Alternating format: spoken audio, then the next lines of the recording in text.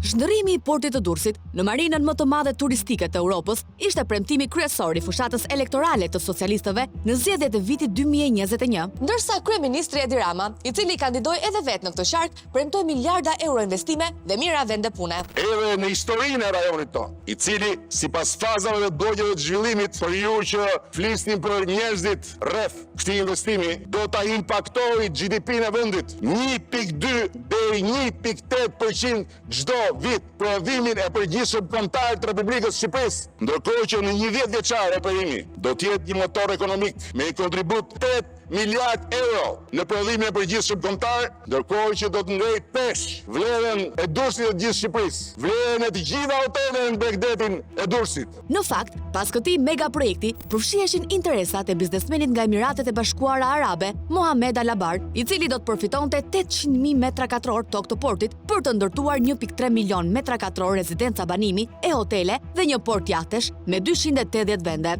Projekti fillimisht u prezantua si investimi i kompanisë publike të Emirateve Arabe Emaar Group. Por kur ligji i posaçëm, që i jepte të drejtën e marrjes së pronës së portit të Durrësit me vlerë 1 euro, u depozitua në kuvent, u kuptua që projekti do të ishte në pronësi të familjes së Mohamed Al Abar dhe jo të grupit Emaar. Gjithashtu, plani i biznesit që u propozua ishte një tjetër mashtrim nga premtimet e fushatës. Sepse, ndërsa projekti ishte prezantuar me afat përfundimi 5 vjeçar në master planin e depozituar në kuvent, ai tashmë shtrihej në 20 vite. Çfarë nënkuptonte se investimet e mëdha në vlerë 2.3 miliard euro nuk do të financoheshin nga investitori, por nga parashitjet, nga paratë e shqiptarëve dhe të huajve që do të prenotonin brenda kompleksit gjigant rezidencial. Për ta bërë më konkrete, pasuria e arabëve që do të vinin për të shndërruar në një spot të Europës Durrësin antik, rezultonte të ishte vetëm 80 milion euro. 80 milion të tjera do të merreshin kredi bankare, ndërsa diferenca 2.18 miliard euro nga shitjet në ajër. Pra, e përsërisim, investimet janë nga paratë e blerësve dhe jo nga biznesmeni i Emirateve Arabe. Ky plan nisi të zbulohej që në momentin kur shitjet për projektin e portit të Durrësit nisën nga kompania Eagle Hills Real Estate Development në gusht të vitit 2022,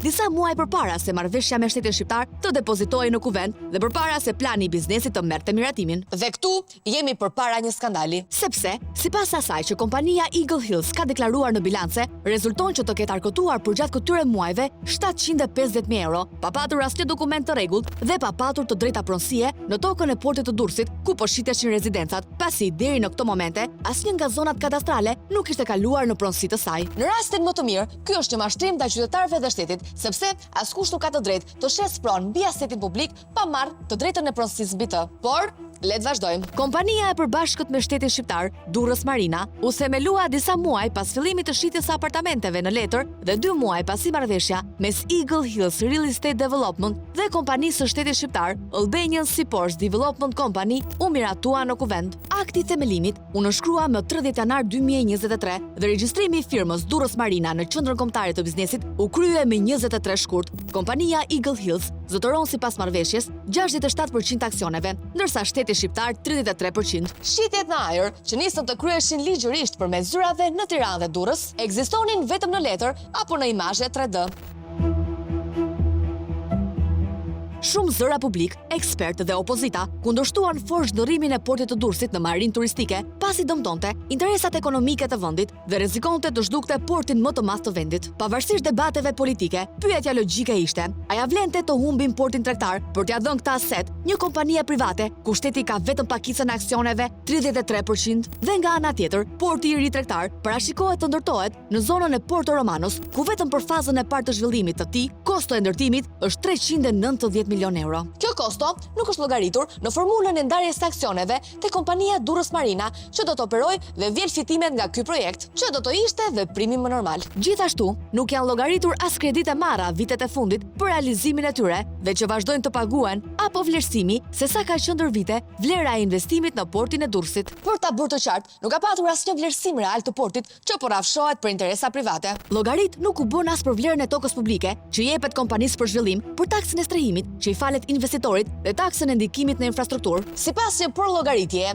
pa futur studimin se sa kushton porti i ri i Durrësit, Vetëm toka, taksat që falen dhe kosto për ndërtimin e tij kapi një vlerë për kontributin e shtetit në këtë projekt për 665 milion euro. Në biznes planin e miratuar, në përfundim nga projekti do të grumbullohen 3.2 miliard euro të ardhura nga shitja e apartamenteve, parkimeve, operimi i njësive tregtare, hoteleve dhe marinës së jateve. Fitimi nga taksat parashikohet të jetë 854 milion euro. më tej, sipas përqindjes së aksioneve, Shteti do të marrë 281 milion euro dividend dhe 234 milion euro taksa, ndërsa kompania e familjes së Mohamed Alabar, Eagle Hills, fiton 572 milion euro. tani pak matematik, por ju lutem, ndërprisni çdo gjë. Lini për pak sekonda celularët dhe jeni të vëmendshëm, sepse kjo që do të dëgjoni është tepër interesante. Në projektin e përbashkët me Alabarin, shteti shqiptar ka kontribuar me 665 milion euro dhe do të marrë në fund 515 milion, duke rezultuar me 150 milion euro humbje. Nga ana tjetër, familja Alabar investon 80 milion euro para të vetat dhe 80 milion euro kredi,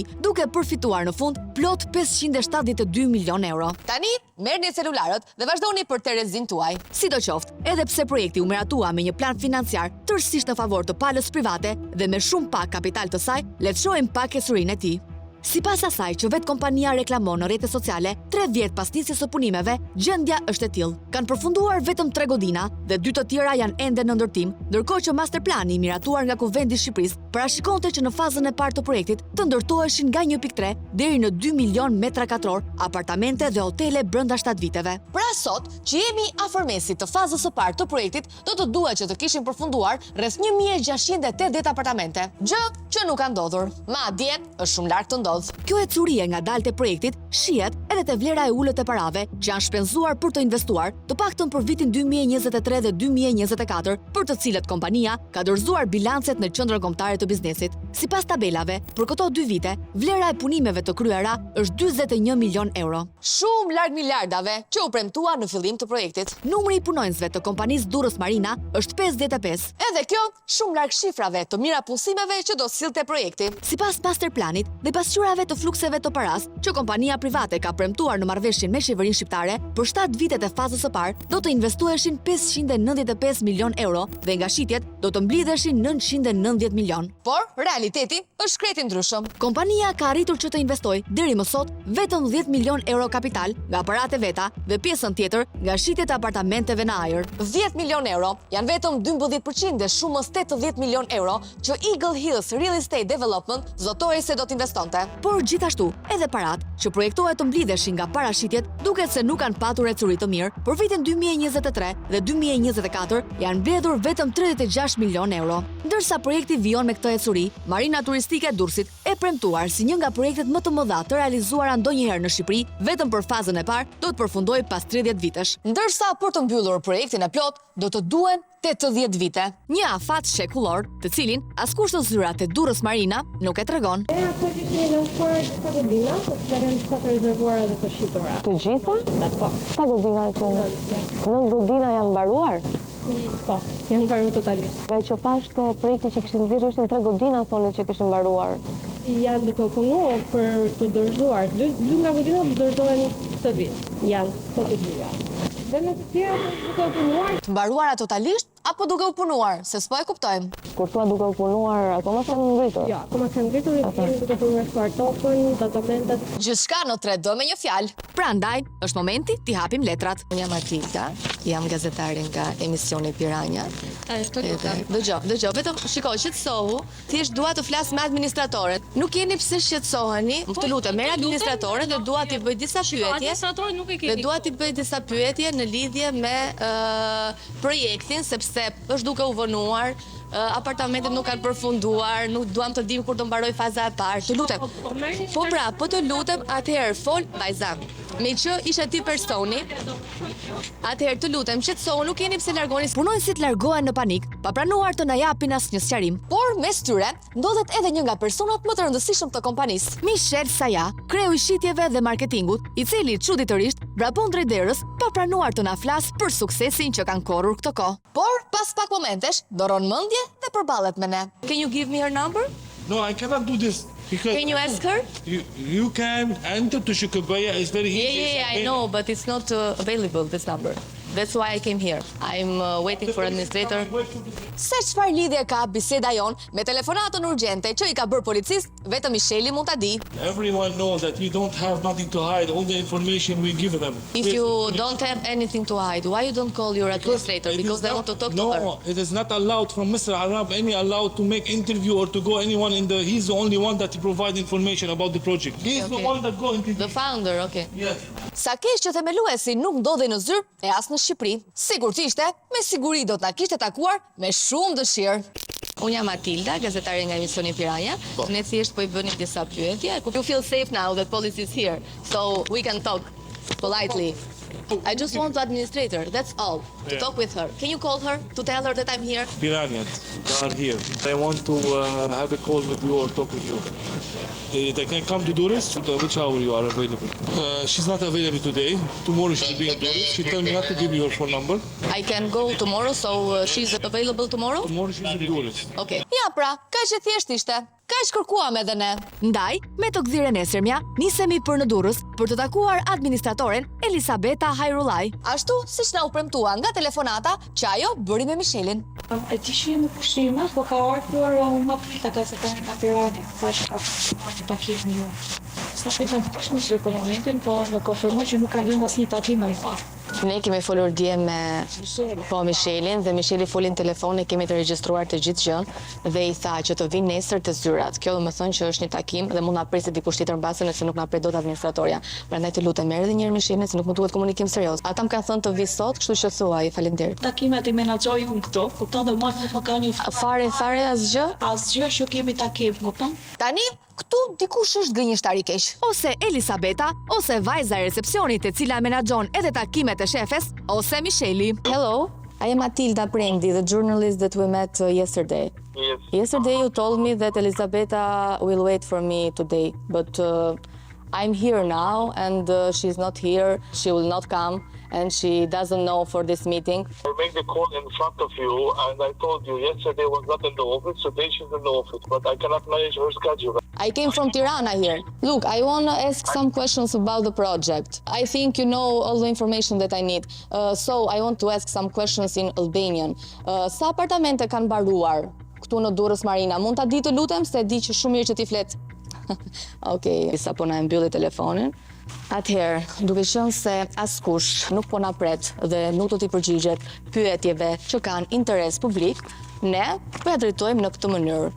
Sa apartamente kanë përfunduar deri më sot? Në çfarë faze jemi deri tani? Kur do të përfundojë faza e parë? A kemi një afat? Çfarë ka ndodhur që projekti po vonon kaq shumë? Pasi nuk morëm asnjë përgjigje nga kompania, e vetmja gjë që na mbetet është të vizitojmë kantierin për të parë nga afër se sa kanë avancuar punimet. Nuk e dim nëse mund t'i quajmë të përfunduar këto lloj godinash. Në videon që kompania ka postuar në rrjetet sociale pretendohen se këto janë godinat që kanë përfunduar. Por nga vëzhgimi që ne po bëjmë në terren, duket se realiteti është krejt i ndryshëm. Kjo është gjendja e punimeve. Skelat janë ende këtu siç e shihni, punëtorët janë duke punuar.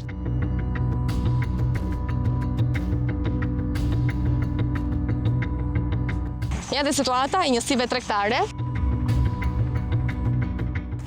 Me këto ritme, mendojmë që punimet do të përfundojnë pas 30 vitesh. Këtu flitet vetëm për fazën e parë, pasi për projektin e plot do të duhen edhe 50 vite të tjera.